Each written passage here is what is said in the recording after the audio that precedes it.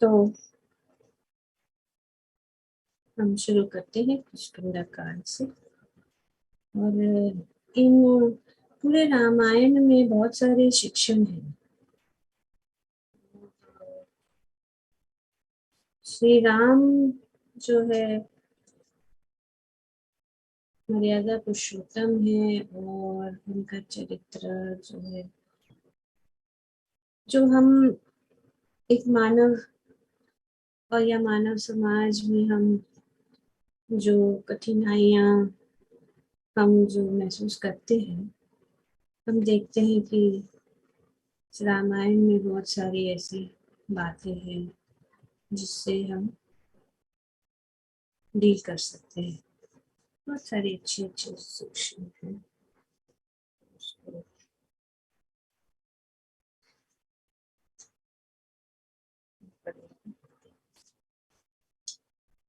शुरू करते हैं। I have to, I'm just trying to refer to 3 books, trying to get the best, whatever I can, ability. तो किष्किंधा का तो हम अरण्यकांड में हमने देखा कि भगवान जो है शबरी के आश्रम से गुजरते हुए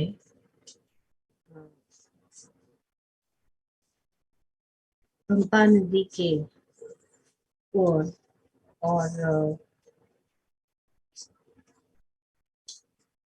सुग्रीव को मिलने के लिए जो है निकल पड़े।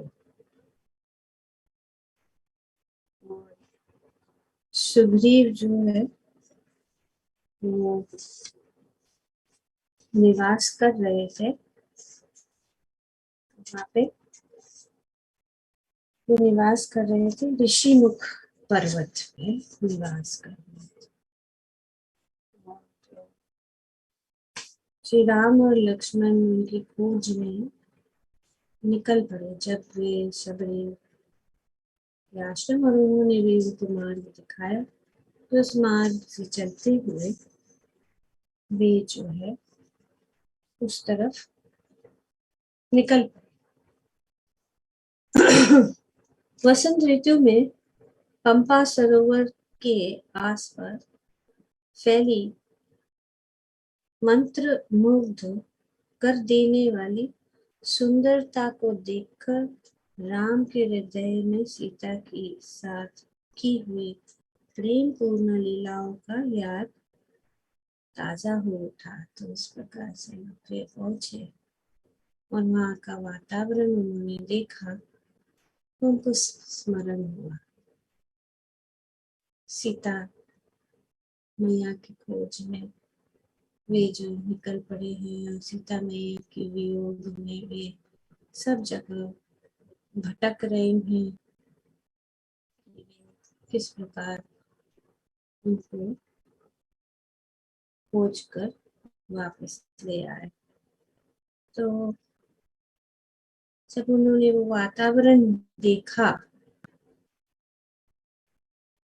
वे जो है उनके साथ वे प्रेम पूर्ण लीलाओं का याद ताजा हो उठा, और इस कारण से उनका दुख और गहरा हो गया वातावरण को देखकर के वियोग में उनके दुख जो और भी गहरा हो गया। निरंतर सीता की स्मरण करते हुए राम के मन में विचार उठा कि क्या सीता भी उसके बिछुड़ कर जीवित रह सकती है, क्योंकि श्री राम को उनका वियोग सहन नहीं किया जा रहा था। वे सोच रहे थे कि क्या सीता भी उनके बिछुड़कर जीवित रह सकती है, वह भी विशेषकर वसंत की इस ऋतु में। तो इस ऋतु का प्रभाव सबके ऊपर होता है कि नहीं, पर वसंत ऋतु इतना अच्छा है तो अपनी असहनीय पीड़ा, तो बहुत पीड़ा उनको हो रही थी कि व्यक्त करते हुए राम शोक से भर कर विलाप कर उठे और वे विलाप करने लगे। वे शोक से भरकर विलाप करने लगे, हे लक्ष्मण, वह चैत्र का महीना है और नीले रंग की और गहरी झील कितनी मोहक हो उठी है। ये प्रेम की ऋतु है और समस्त वृक्ष फलों और फूलों से लड़े हुए हैं। सुंदर ऋतु में सब दृश्य देख रहे हैं और वन में इतना सुंदर दृश्य रहता है और भगवान वन में सब देख रहे हैं और सीता के वियोग में शोक करके विलाप कर रहे हैं। जरा चटक लाल रंग के फूलों से भरे कर्णिकार के वृक्षों को देखो, इसके फूलों की लाल लाल पंखुड़ियों की वर्षा ने घास के हरे कालीन को लाल चित्रों से रंग दी है। सीता के बिना जीवन निर्थक प्रतीत होता है। जब वह मेरे साथ थी तो मैं प्रसन्न था, परंतु अब उनकी यादों से मुझे पीड़ा होने लगी। उनको इस प्रकार से पीड़ा हो रही है कि वे उनके सामने उपस्थित नहीं है, उनके साथ नहीं है। जब वे हम मेरे साथ थी तो मैं बहुत प्रसन्न था, परंतु अब उनकी याद से मुझे पीड़ा हो गई है। जब मुझे कोयल की कूक सुनाई देती तो मुझे सीता के मधुर स्वर की याद आती। अभी भगवान जो है सीता माता की का स्मरण कर रहे हैं, उनकी याद कर रहे हैं। जब मुझे लहरों पर तैरते कमल के गुलाबी रंग के फूल दिखते हैं तो मुझे सीता की आंखें याद आती है। तो अनेक अनेक चीजों में भगवान जो है सिर्फ सीता माता का स्मरण हो रहा है। जब भी वे किसी चीजों को देखते हैं, जैसे कि फूल है या इस कमल है या नदी है या जो कुछ भी वो देख रहे हैं, ये ऋतु का ये वातावरण को देख रहे हैं, उनका स्मरण फिर से उनका मन सीता की ओर जा रहा है। सौम्य सुगंधित हवा प्रभावित होने पर मुझे सीता की सुगंध सांसों की याद आती है। हवा भी चल रही है तो वे सीता माता की याद करें। हे लक्ष्मण, ये वसंत अत्यंत क्रूर। अब भगवान वसंत ऋतु को पूछ रहे कि वो क्रूर है। ये ये दुख मेरे लिए असहनीय हो उठा है। मैं सीता के बिना अधिक समय तक जीवित नहीं रह सकता। भगवान इस प्रकार से कह रहे कि मैं जीवित रह सकता हूँ उनके बिना। उनका वियोग अभी सहन नहीं हो रहा है और ये वसंत ऋतु इतना क्रूर है कि वो जो है इस दुख को अधिक बढ़ा रहा है। बेहतर यही होगा कि तुम अयोध्या लौट जाओ। भगवान कह रहे कि ऐसा करो लक्ष्मण, तुम अयोध्या लौट जाओ और भरत की सेवा करो, जबकि मैं यहीं रहकर अपने प्राण त्याग दूंगा। तो भगवान कहता मैं रह सकता हूँ, यहीं रहकर आप चले जाओ और जो है आप मुझे यहीं छोड़ दो। क्योंकि मैं वापस नहीं आना चाहता हूँ अयोध्या, मैं यहाँ पे ही अपने प्राण को त्याग दूंगा।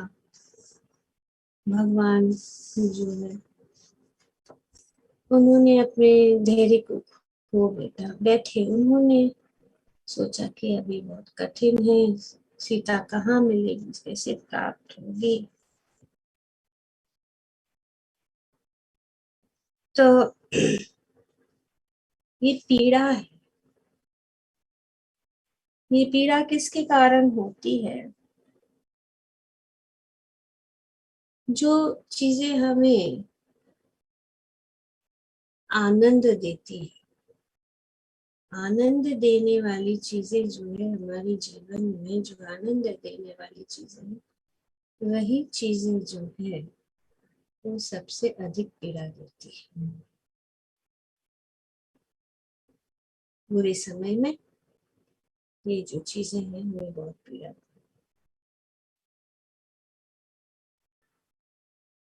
कि हमारा मन जो है उनके ऊपर स्थित हो जाता है। और जब बुरा समय आता है तो यही चीजें जो वियोग हो जाता है, तो ये चीजें जो है हमें कष्ट देती है।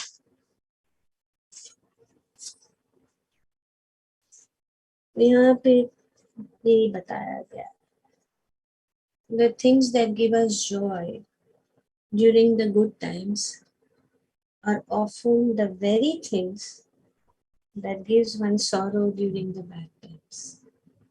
So यही, जैसे कि यहाँ पे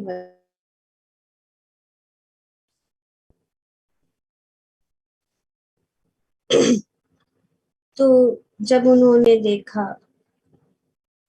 कि इस प्रकार से बोल रहे, लक्ष्मण जी ने कहा और उनको थोड़ा आशा देना चाहते थे कि राम में थोड़ी आशा का संचार करने के इरादे से लक्ष्मण बोले, मेरे प्रिय भाई, यह मानने का कोई कारण नहीं है। आप ऐसे क्यों सोचते हैं कि सीता जीवित और सकुशल नहीं है? तो वो कह रहे कि आप ऐसे क्यों सोचते हैं, आप मत सोचो। रावण चाहे जहां भी रहता है, चाहे वह स्वर्ग में हो या पृथ्वी में, समुद्र के अंदर हो या पाताल लोक में, हम उसे खोज निकालेंगे और हमारा क्रोध उनका अंत कर देगा। तो इस प्रकार से जो है लक्ष्मण ने श्री राम से कहा, अपने इस व्यर्थ शोक को त्याग दे। भगवान को राम, लक्ष्मण जो है ने सोचा कि अभी मुझे उनको कुछ कहना पड़े। लक्ष्मण वैसे तो भगवान के सेवक थे, लेकिन जब उन्होंने देखा कि वे बहुत शोकग्रस्त हो गए, तो उन्होंने सोचा कि मुझे उनको कुछ बोलना पड़ेगा, उनको कुछ सलाह देनी पड़ेगी, उनको कुछ जो है इस शोक से दूर होने के लिए मुझे उनको कुछ बातें बतानी जरूरी है। तो वे कह रहे कि इसको त्याग दो और सीता को खोज निकालने का संकल्प करे। अभी हमें इससे मुक्त होना है, इस शोक से मुक्त होना है, और हमें जो है अपनी जो गति या गोल के ऊपर ध्यान देना है और इन सब चीजों को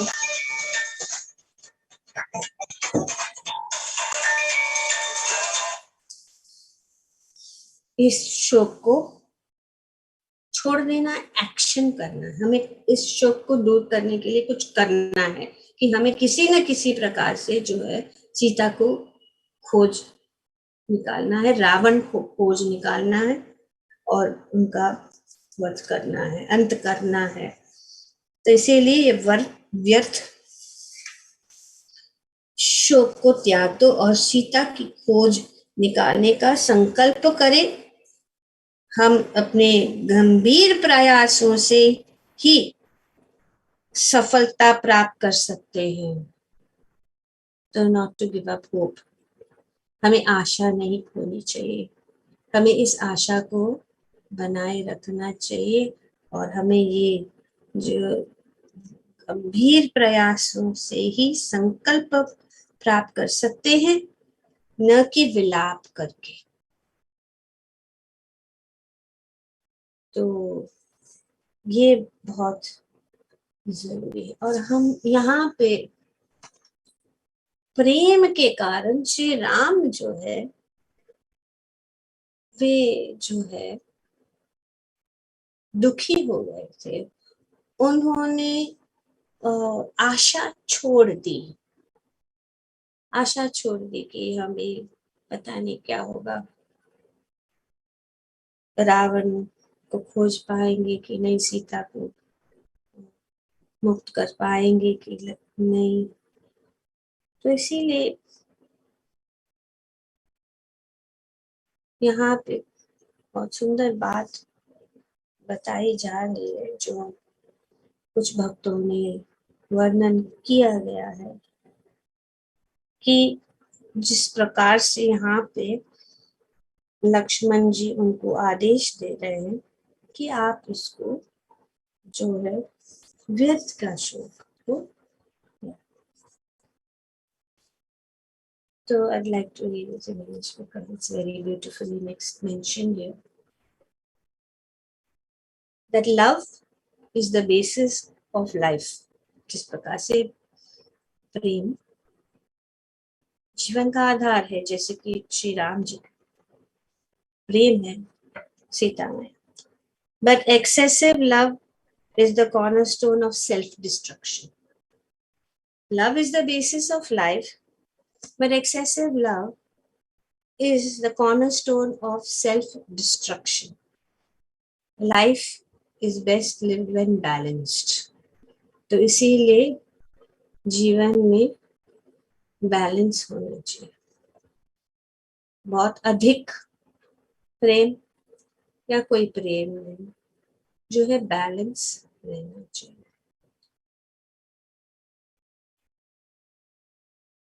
जो भी हमारे गुण है, every quality must be between the upper and lower.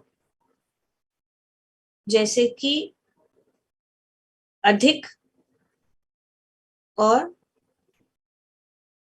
कुछ भी नहीं, इन दोनों के बीच में रहना चाहिए। जो भी हमारा भाव है वो इन बीच में रहना चाहिए, ऊपर ज्यादा ऊपर भी नहीं, ज्यादा नीचे भी नहीं, समान रहना चाहिए, बैलेंस रहना चाहिए। Every quality should stay within the upper and lower limits. Within the upper and lower, should not exceed the upper limit, should not go beyond the lower limit. So love also should be within the limits, should not go beyond the excessive limit. Confidence over the upper limit. If even confidence is above the upper limit, confidence above the upper limit moves into arrogance, and below the lower limit becomes into skepticism. So confidence above, overconfidence, confidence is there. Confidence is there, but being overconfident, one becomes arrogant. And if one goes beyond the lower, then one becomes skeptic. So love, confidence, ambition beyond the upper limit changes to greed. Ambition beyond the upper limit, this ambition is required. Love is required, confidence is required, but it should be अपनी सीमा के अंदर रहना चाहिए. सीमा के अगर बाहर जाए तो फिर वो हानिकारक हो सकता है. लिमिट, ये एक्चुअली लक्ष्मण जी जो है श्री राम जी को इस प्रकार से समझा रहे कि ये वो व्यर्थ है अधिक शोक करना, क्योंकि अपने लक्ष्य को भूल जाए. So ambition beyond the upper limit changes into greed, and below lower limit changes into indifference. Ambition should be there, but everything should be balanced. No ambition now, this is like, nahi, abhi I don't want to do anything. You go away, I will stay here and I don't want to do anything. So therefore this balance is required. So then that leads to indifference. Similarly, when love surpasses the upper limit, frustration takes over. And when it falls below the lower limit, insensitivity reigns. So when it goes upper, then it leads to frustration. And when it goes below, then you become insensitive towards other people. So it has to be balanced in between. So when a virtue, so any of these virtues, when it transcends the limit, it causes imbalance and affects negative consequences in life. So this is what we have. Just like too much of oil in a lamp extinguishes the burning wick. ज्यादा तेल दीपक में डालने से जो है ज्योत बुझ जाती है. तो इसीलिए जो है there should be balance. Similarly, excessive remembrance of past happiness results in frustrated presence. इसके लिए बहुत पीछे का जो सुख के ज्यादा याद करने से क्या होता है, फ्रस्ट्रेशन, फिर frustrate.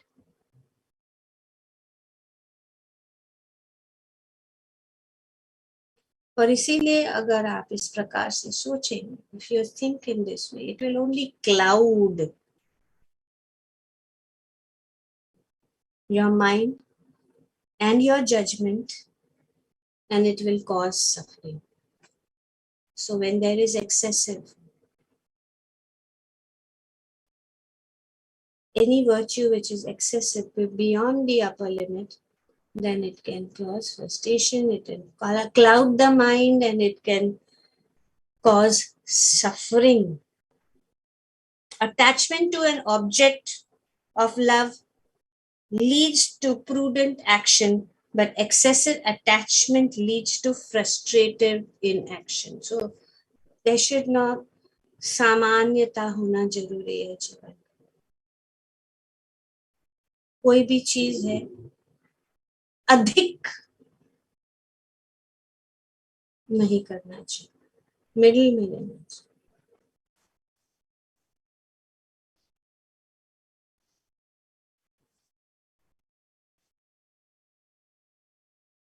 Excessive fear leads to rebellion.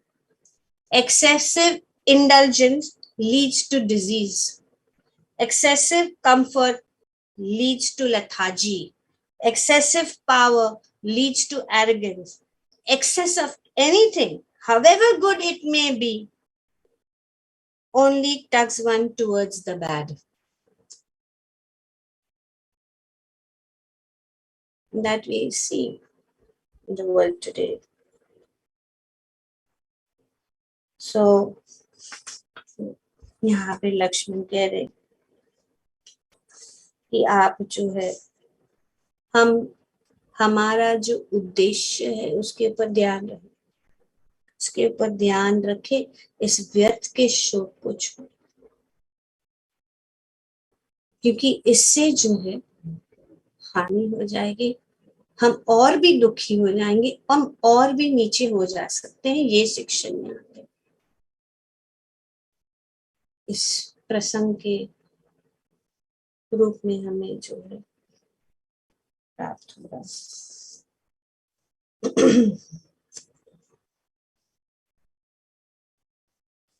तो लक्ष्मण द्वारा सतर्क किए जाने के कारण राम ने अपने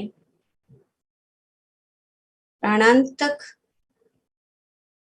अवसाद को त्याग कर दिया। तो जब उन्होंने इस प्रकार से लक्ष्मण ने उनको कहा कि जो है आप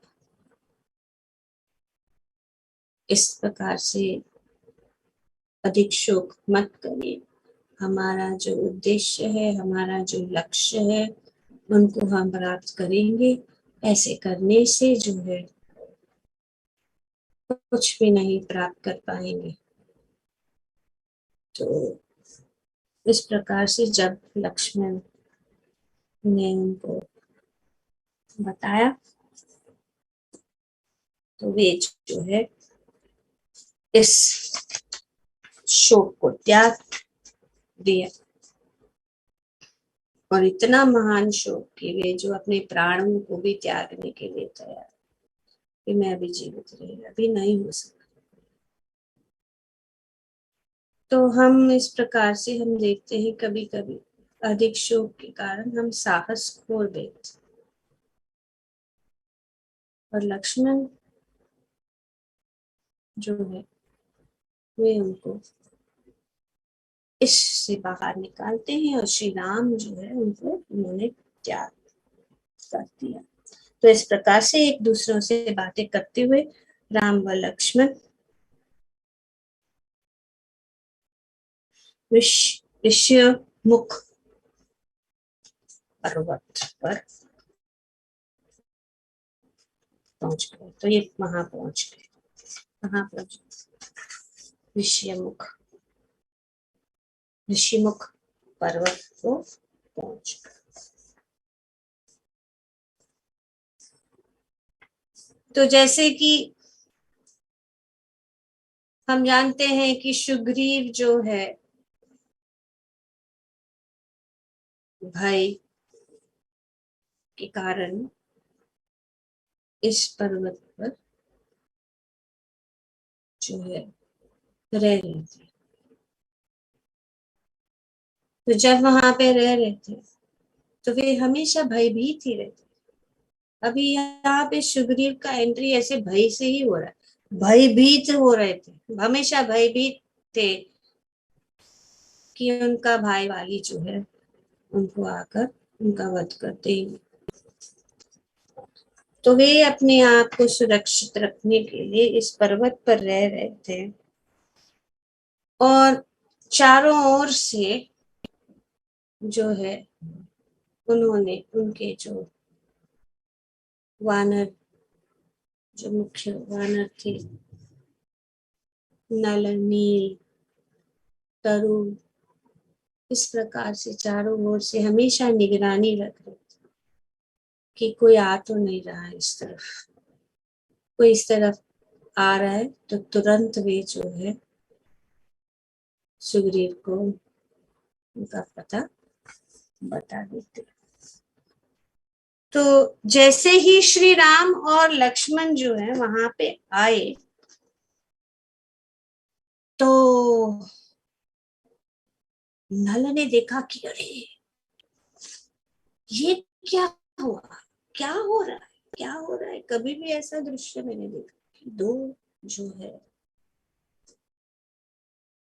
कोई दो लोग जो है आ रहे हैं, बहुत ही भयभीत हो गए, और वे उन्होंने जो है सबको जो है चेतावनी दी, जैसे कि ब्लूगल बजाते ना, उन्होंने कि ये जो है इमरजेंसी है, सब इमरजेंसी हो गया है, कोई दो लोग आ रहे, वो कौन है पता नहीं है, और उनके हाथ में धनुष है, तलवार है।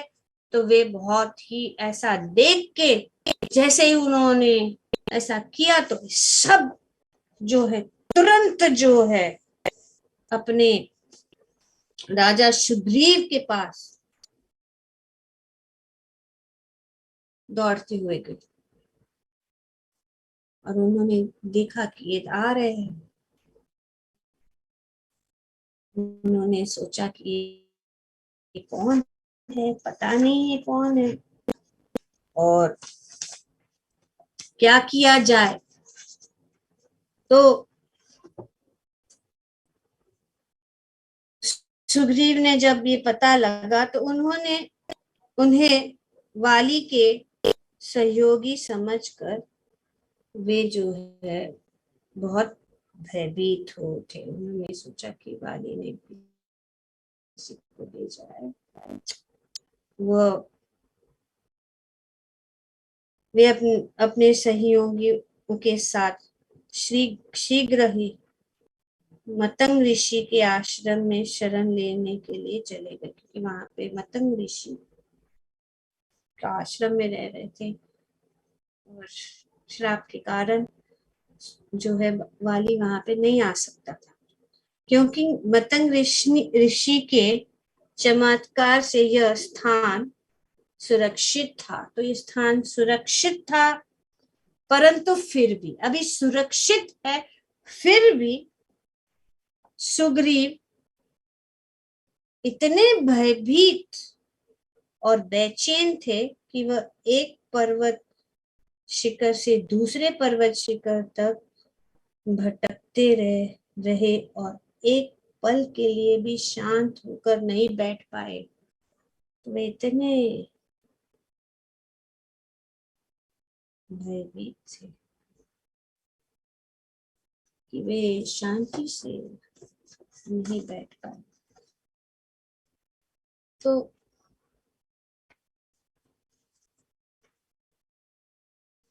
इस प्रकार से जो है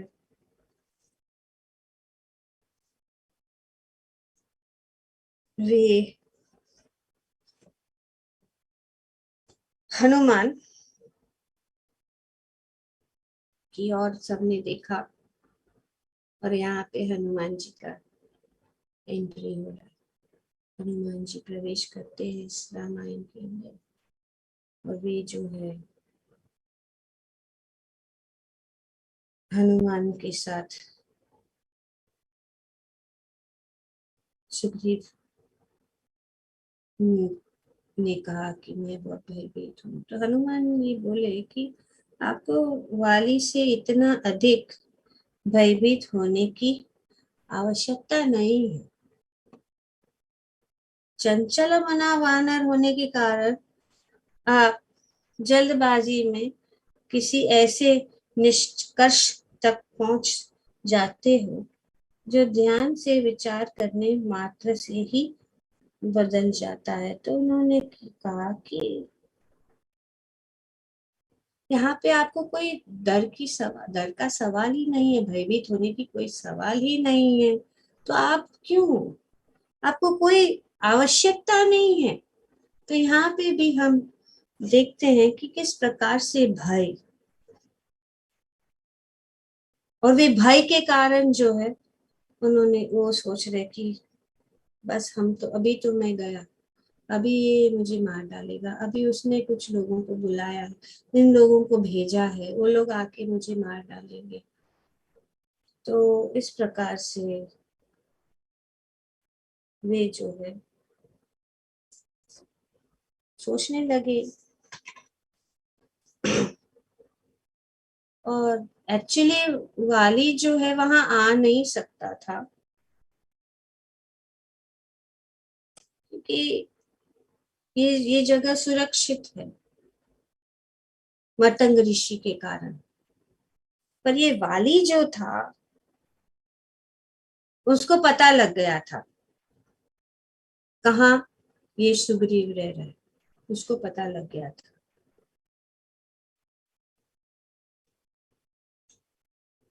और फिर भी वो वाली जो है सुग्रीव को नहीं, अकेला नहीं छोड़ता था, उसको जो है किसी ना किसी प्रकार से कष्ट देता।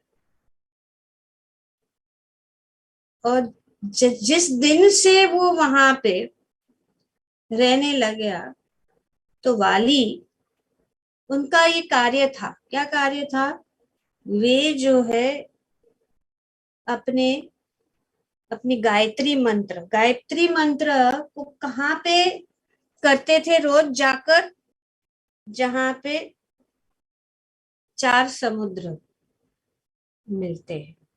तो ये जो है वे जहाँ हर रोज सुबह दोपहर और शाम को जब भी वो गायत्री मंत्र करते थे, रोज वो वहां जाकर गायत्री मंत्र, तो जब वो गुजर रहे थे तो वे क्या करते थे कि उत्तर से दक्षिण और पूरब से पश्चिम, इस प्रकार से वे जो है घूमते रहते थे, हर दिन अपनी गायत्री मंत्र करेंगे, कभी उत्तर में कभी जो है, तो इस प्रकार से जितनी बार, तो ये 6 बार जो पहले जाते हुए और फिर आते हुए, तो जब वे जाते थे तब वे जो है यह ऋषिमुख पर्वत से गुजरते जाते थे, और आते समय भी वे जो है ऋषिमुख पर्वत से गुजर के जाते थे।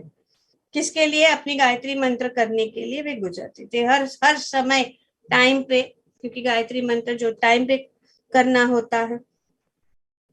पर वे इतने, उनके साथ उनकी शत्रुता थी, और वे जब जाते थे तो जब वे इस पर्वत से गुजरते थे और सुग्रीव जहां वहां पे बैठता था, तो वे जो है अपनी गायत्री मंत्र चाहे 2-3 सेकंड डिले हो गए तो कोई बात नहीं, लेकिन उनको जो है कष्ट दे के ही जाते थे।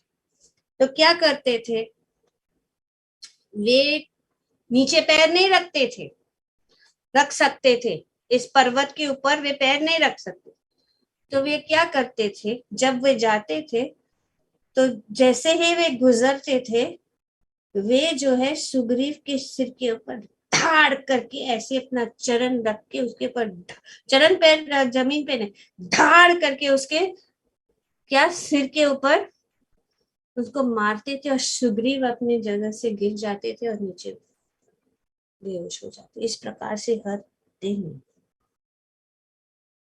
और उनको बहुत आनंद आता था, उनको जब ऐसे करते थे ना, सुग्रीव को इस प्रकार से वो मारते थे, तो हर दिन जो है को इस प्रकार से मार के वे जाते थे, और सुग्रीव कुछ नहीं कर सकता था, कोई भी उसको कुछ नहीं कर सकता था। तो इस प्रकार से ये रोज का, और दिन में हमेशा, और वो सूर्य देव की पूजा करने के लिए जा रहे हैं, और सुग्रीव जो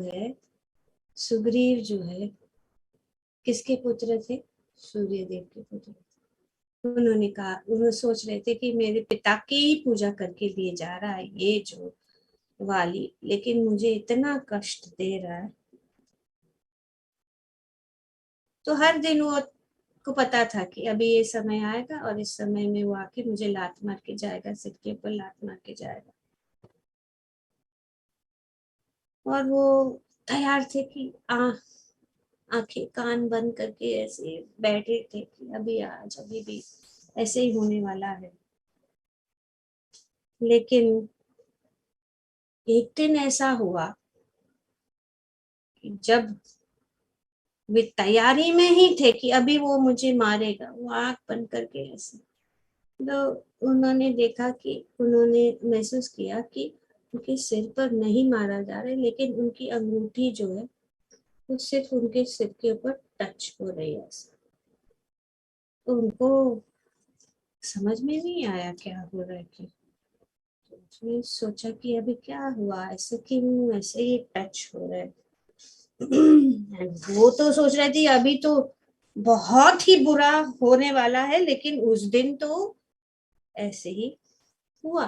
तो उन्होंने फिर आंख बंद की थी थोड़ी देर के लिए, और जब उन्होंने आंख खोला तो वे बहुत आश्चर्यचकित हो कि जो बाली जो है वो ऐसे ही लटक रहा है, उल्टे लटक। बोला ऐसे क्या है, और वही स्थान पे वो ऐसे अटका हुआ है। तो जब उन्होंने ऐसा महसूस किया तो उन्होंने देखा कि कोई जो है उसको पैर के को से पकड़ के उसको ऐसे लटका के रखा हुआ है। और जब उन्होंने ध्यान से देखा तो उन्होंने देखा कि हनुमान ने जो है इस प्रकार से उनको पकड़ लिया।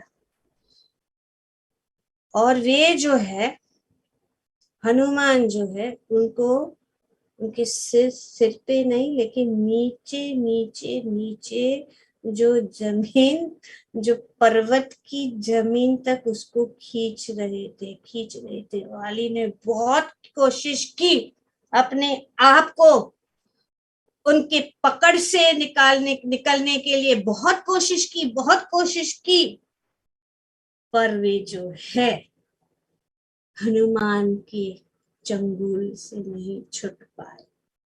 कुछ भी, जितना भी उन्हें, वो बहुत शक्तिशाली था, बहुत शक्तिशाली था। और इस प्रकार से जो है उसको नीचे नीचे नीचे नीचे ऑलमोस्ट वे जो है जमीन पे उनको टच करने वाले थे। तो फिर उन्होंने कहा प्लीज मुझे छोड़ दो, मुझे क्षमा करो। उसको और कोई रास्ता नहीं था कि क्षमा याचना करने। तो जब उन्होंने क्षमा याचना की हनुमान जी से, तो हनुमान जी ने कहा ठीक है, मैं आपको छोड़ रहा हूँ, लेकिन आज से आप इस रास्ते से फड़कना भी नहीं। Don't even come in this direction. आप यहाँ पे बिल्कुल मत आना। सुग्रीव ने कहा ठीक है ठीक है ठीक है, मैं नहीं नहीं नहीं आऊंगा, अभी अभी से नहीं आऊंगा। तो इस प्रकार से फिर हनुमान जी ने उनको छोड़ दिया, फिर वहां से चले गए। इस तरह से वे उस रास्ते से कभी नहीं गुजरे। और उस दिन से सुग्रीव जो है हनुमान जी को बहुत जो है प्रसन्न होके उनको जो है उनके उनको अपने मंत्री के रूप में उनको ये करती है।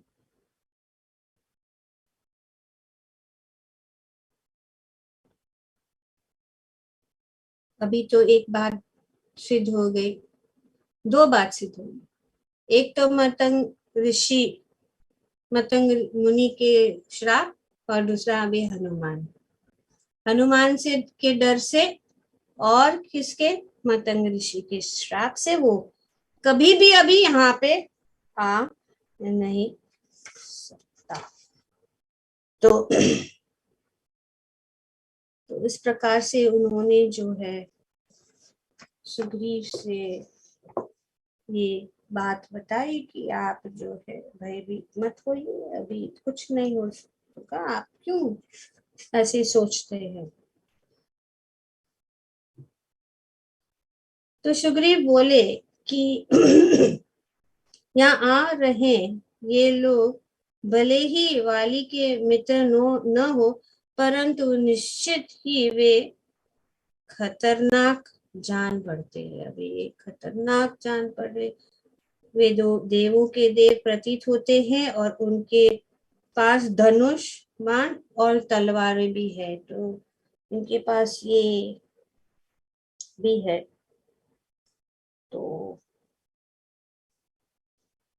मैं जो है, मैं विश्वास नहीं कर पाता कि ये जो है,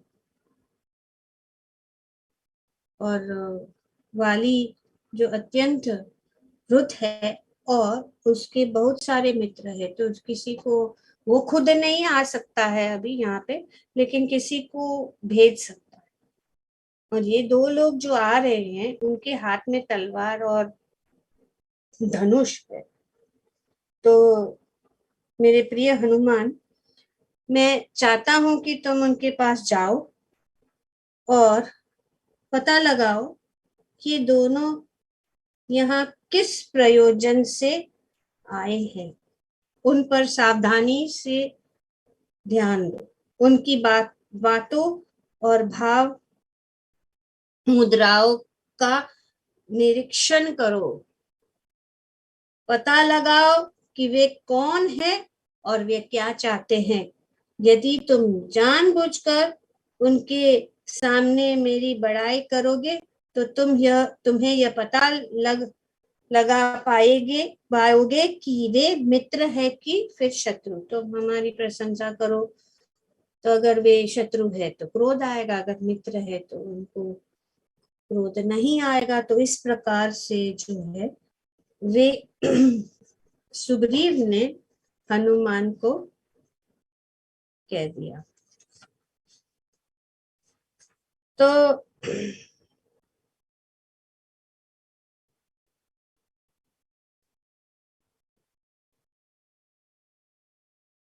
जैसे ही वे राम और लक्ष्मण वहां पे आ रहे थे, तो उन्होंने हनुमान जी को, जो एक भिक्षुक के भेष में उनके सामने, उन्होंने अपने भेष को बदल दिया था, भिक्षुक के भेष में जो है वो आ रहे थे। तो श्री राम जी ने लक्ष्मण को कहा कि मुझे ये कोई समझ में नहीं आ रही है, this is not making sense, ये क्या है ये। तो लक्ष्मण ने देखा, तो उन्होंने देखा कि कुछ दूरी पे ये व्यक्ति, मतलब हनुमान जी, जो एकदम बूढ़े और बहुत ही पतले से सन्यासी के रूप में, उनके हाथ में ये जो कमंडल एक हाथ में था और एक लकड़ी के सहारे वे चलते आ रहे थे, और इस प्रकार से वे दिखाए, और उनके गले में जो है,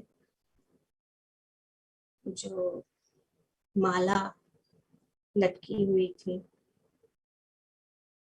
तो राम ने कहा कि ये कुछ मुझे ठीक नहीं लग रहा है, ये जो दृश्य मैं देख रहा हूँ कि ये सन्यासी जो है इस जगह में कैसे, जहाँ पे वीरान जगह है, जहाँ पे कोई रहता नहीं है, कोई लोग नहीं है, कुछ भी नहीं है, ये पूरा घने जंगल में यहाँ पे किस प्रकार से, इस प्रकार से भिक्षा मांगने के लिए आ रहे हैं, और वो भी इतने उम्र, और उनके जो है पूरा शरीर भी कांप रहा।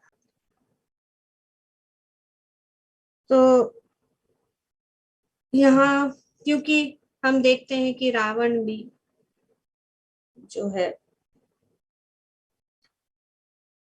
एक सन्यासी या भिक्षुक की भेष में आए थे सीता जी के पास, और उन्होंने जो है उनको, उनका हरण कर लिया। और अब ये दो भी पता नहीं, ये जो आ रहा है पता नहीं ये कौन है, भेष बदल के आ रहा है, तो पता नहीं कौन है, शायद कोई राक्षस भी हो सकता है, कुछ भी हो सकता है। तो जब वे उस प्रकार से हनुमान जी जो है उनके पास गए,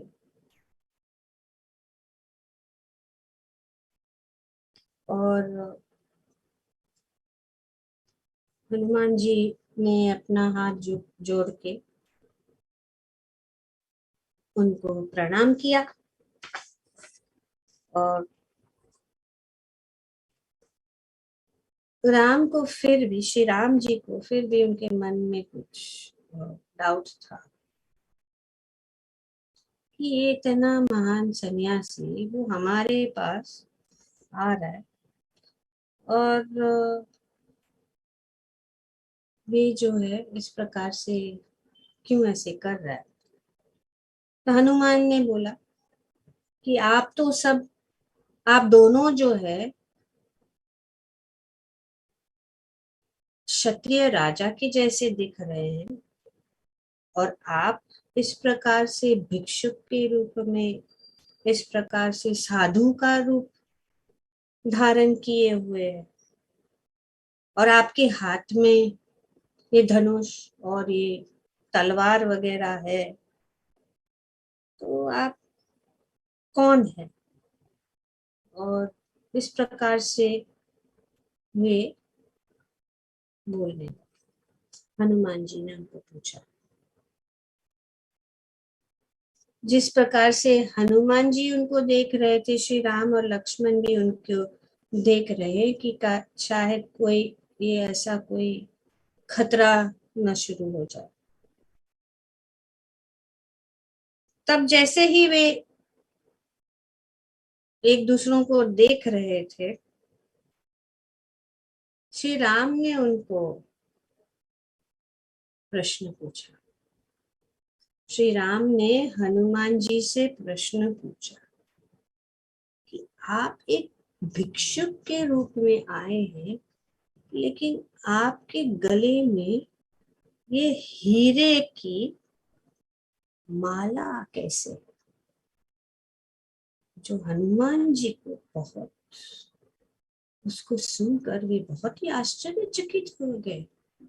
जब राम ने उनको पूछा कि आप भिक्षुक है, तो भिखारी की जैसा आ रहे हैं, लेकिन आपके गले में ये जो है, ये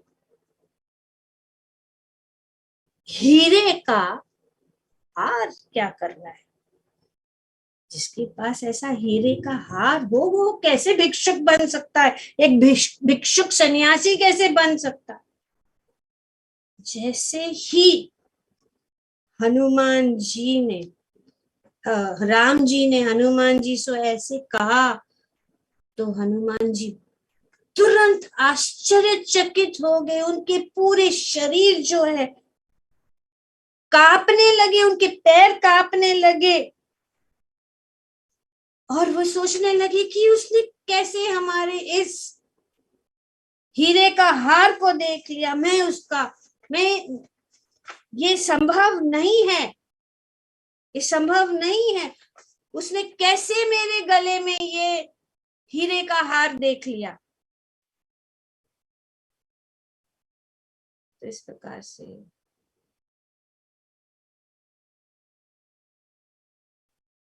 हनुमान जी ने सोचा और श्री राम भी बहुत आश्चर्यचकित हो गए।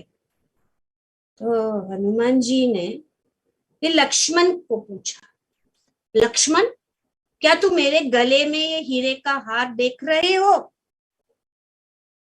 तो लक्ष्मण ने बोला, नहीं, मैं तो ये हीरे का हार नहीं देख पा रहा हूं। कौन सा हीरे का हार, किस कैसे हीरे का हार की बात कर रहे हो। तेरे गले में तो सिर्फ ये जो है माला है, जो लकड़ी के से बनी हुई या रुद्राक्ष से बनी हुई ये माला आपके गले में है। मैं तो कोई ऐसे जो है हीरो का हार नहीं देख पा रहा। तो जब लक्ष्मण ने ऐसा बोला तो हनुमान जी जो है तुरंत नीचे गिर गए और तुरंत उनके हाथ से उनका कमंडल और सब कुछ जो गिर गया, वे जो है भगवान के श्री चरण कमलों में वे गिर गए। तो उन्होंने कहा कि मेरी माँ ने मुझे ये बताया था कि जब आप अपने स्वामी को चाहेंगे, आपके स्वामी जब आपके सामने आ जाएंगे, तो आपके गले में जो हीरे की माला है वो उनको दिखेगी, और जिनको ये हीरे की माला दिखेगी वही आपके नित्य स्वामी है। हनुमान जी बहुत तुरंत भाव विभोर होकर वे जो है उनका जो है भेष उन्होंने त्याग दिया, वे भगवान के श्री चरण कमलों में गिर गए और उन्होंने जो है भगवान को अपने स्वामी के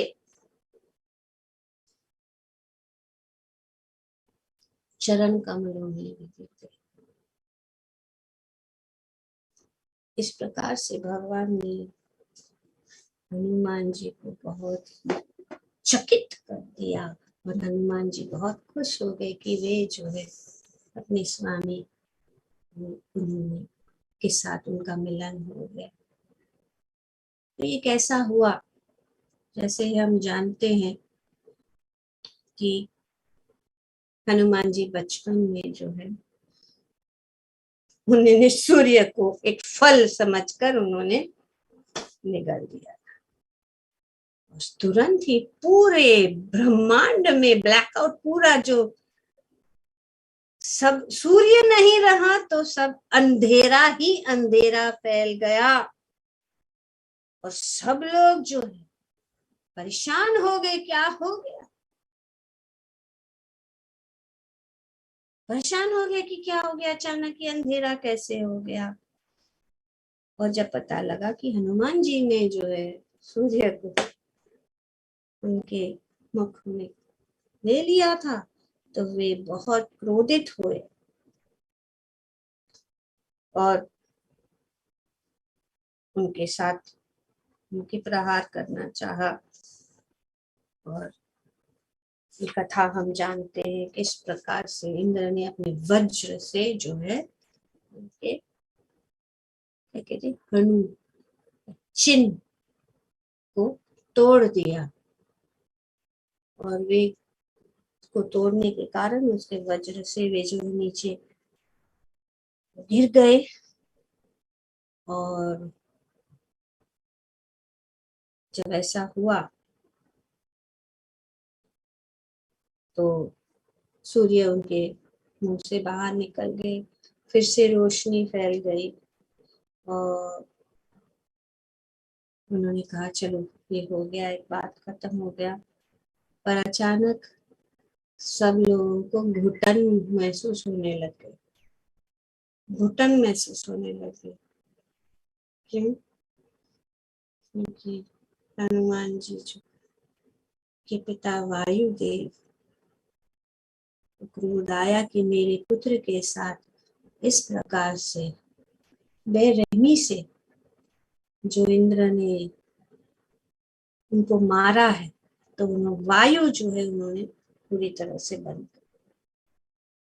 सब लोग सोचने लगे कि क्या हो रहा है, क्यों घुटन हो रहा है।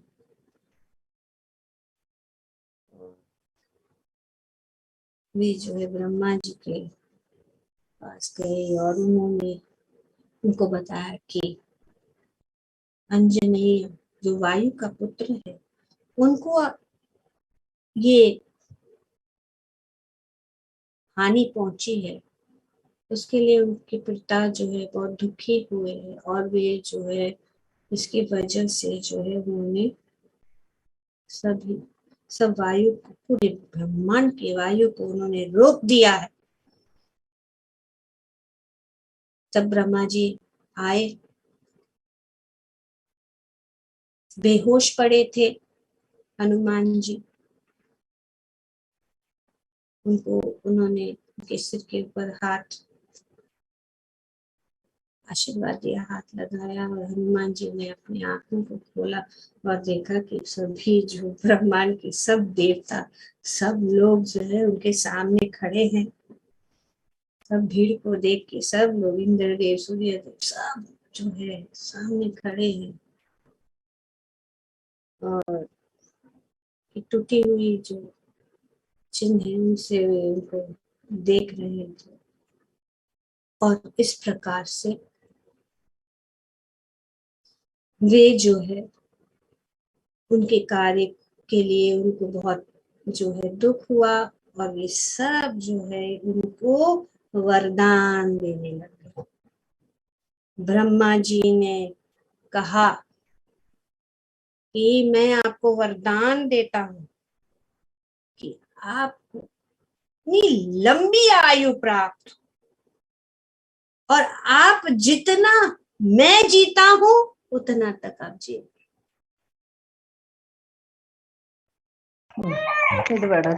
ब्रह्मा जी ने इस प्रकार से लंबी आयु, इतनी लंबी जितनी मेरी है, उन्होंने उनको। तो इस प्रकार से सब देवता जो ब्रह्मा जी का वरदान सुनकर, एक एक देवता जो है उनको जो है वरदान देने। अग्निदेव ने कहा कि आपको अग्नि छुएगी नहीं, आपको अग्नि कभी भी छुएगी नहीं। Immunity from any sort of fire hazard. पर हनुमान जी ने सब कुछ जो है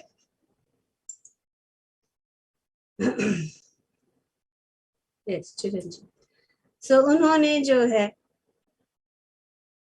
सब कुछ भगवान की सेवा में लगा। उन्होंने अग्नि नहीं जला पाएगी। वायु ने कहा कि आपके लिए आप इतना स्पीड बनेगा, आपके पास स्पीड रहेगा, बहुत स्पीड, मैं आपको स्पीड प्रदान करता हूं। उनके पिता वायु। यमराज ने कहा कि आपका हमेशा स्वास्थ्य अच्छा रहेगा और आप हमेशा नवयौवन, हमेशा जो है नवयौवन रहेंगे। Perfect health and everlasting youth. Yamraj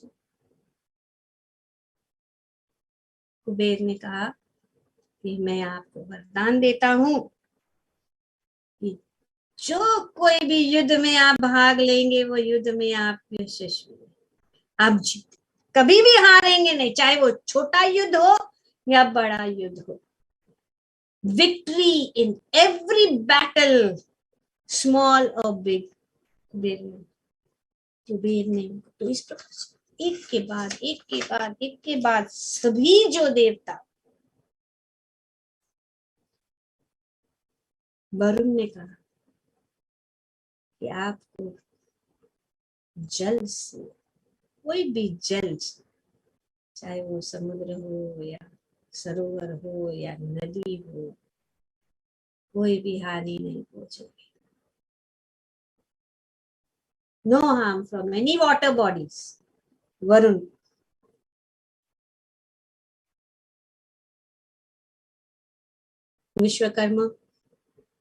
Vishwakarma ने हनुमान जी को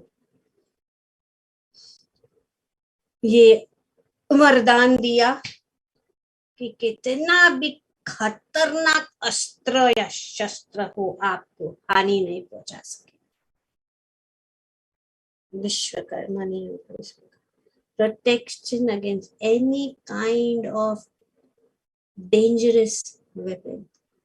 अब इस किष्किंधा कांड से हनुमान इज द हीरो। इस विभाग से हनुमान जी हीरो है।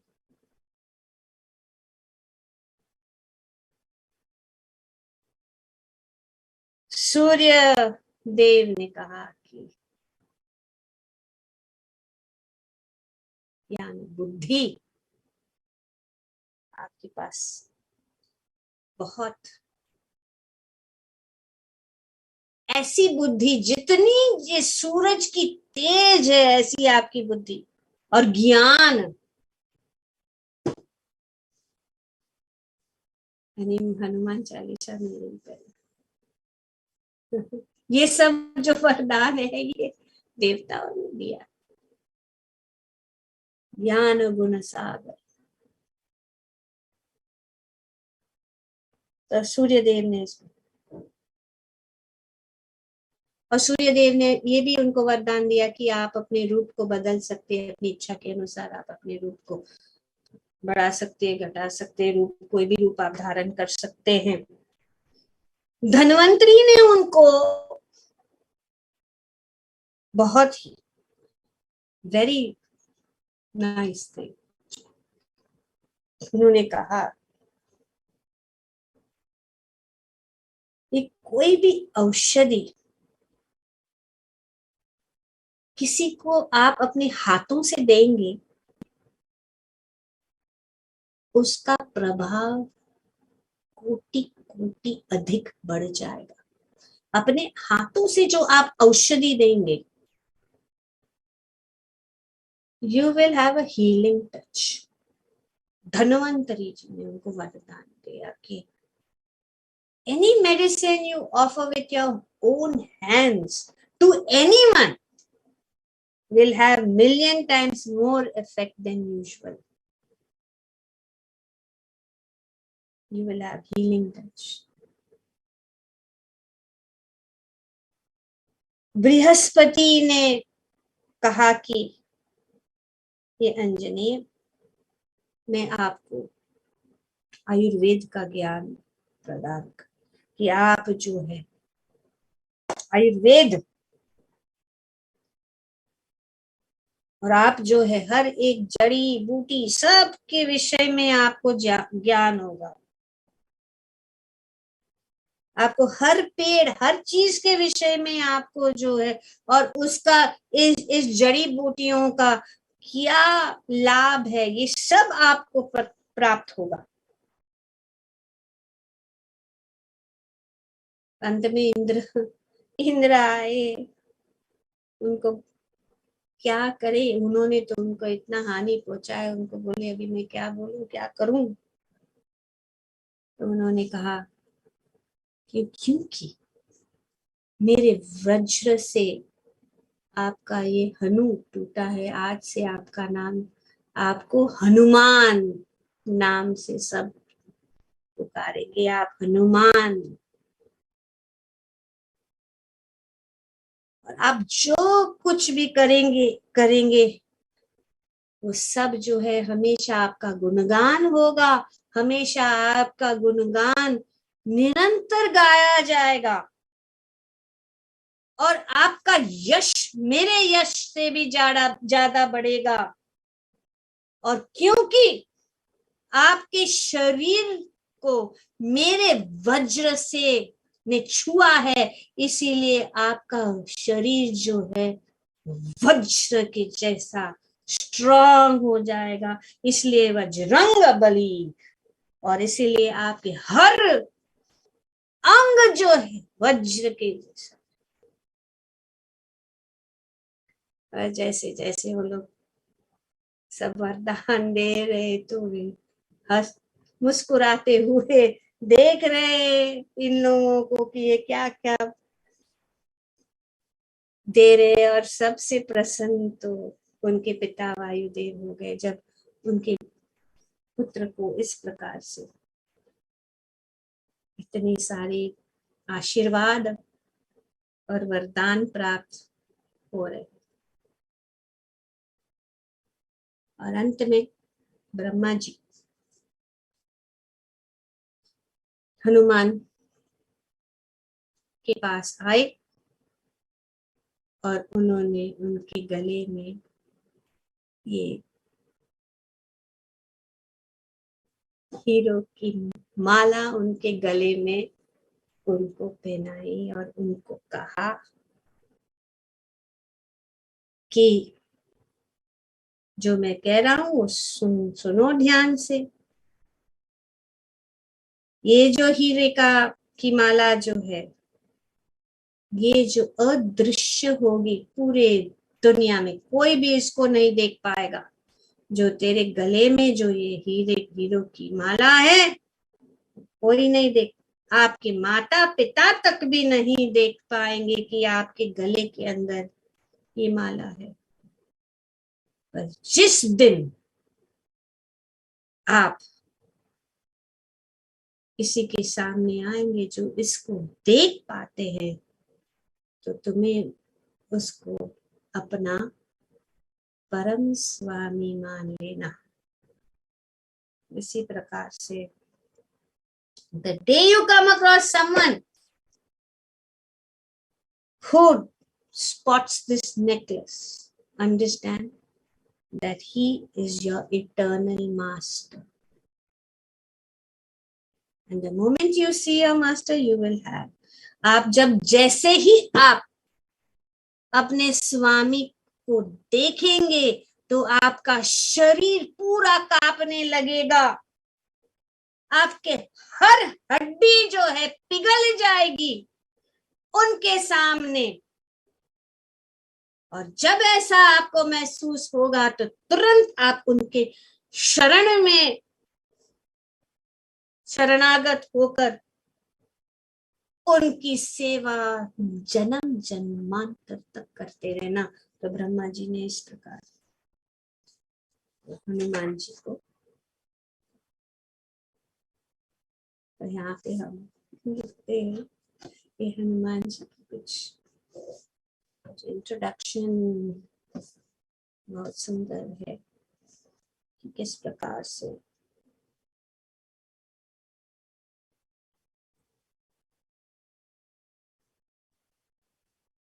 तो आगे की कथा कभी बहुत स्लोली जाएंगे, क्योंकि जितना भी हो सका